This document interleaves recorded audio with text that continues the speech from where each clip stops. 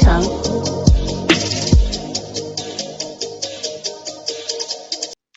To connect the device, you would need to download the Tuya Smartlife application.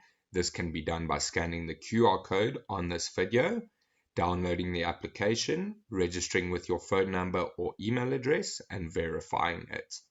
Once the application has been set up, you will be able to add your robot vacuum cleaner by clicking the top right-hand corner, scrolling down to small home appliances, and then to your robot vacuum cleaner. You can then verify your Wi-Fi details and set the robot vacuum cleaner into pairing mode by holding down the power button for 8 seconds until it starts to rapidly flash. Once the device has been added, you will then be able to change the name of the device to whatever you would like, and then you'll be able to enter in the home screen of the robot vacuum cleaner where you can view the battery percentage as well as the clean time.